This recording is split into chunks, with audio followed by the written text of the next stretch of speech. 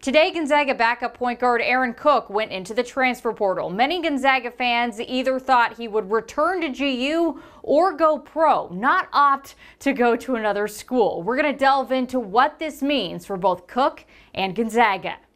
Normally, I would say let's start with what this means for GU, but I think to understand that, we need to first understand why Aaron Cook is most likely leaving Spokane.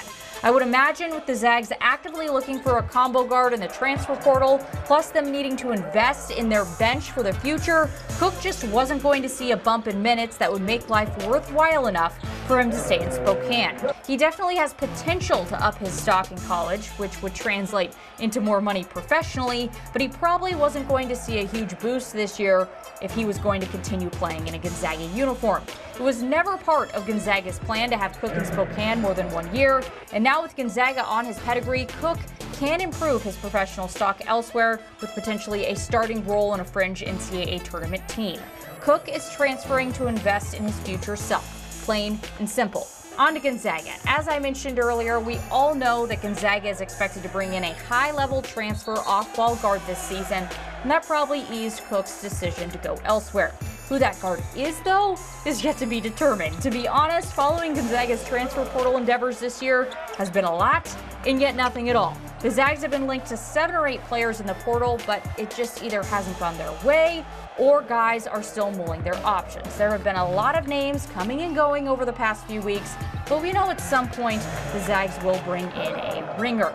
They've had a good track record over the past few years. And remember, you may be getting antsy now, Gonzaga fans, but this whole transfer portal situation could go on for a bit.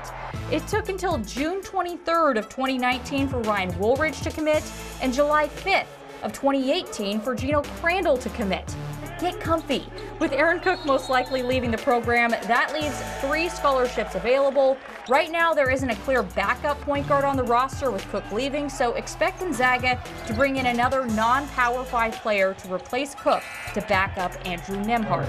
As for the current players on Gonzaga's roster, I think this also means good things for Dominic Harris. I would imagine that Mark Few is looking to invest in the future, and that means giving Harris more minutes next season. Cook and Harris were by far and away the players most impacted by Andrew Nembhard getting eligible a season early.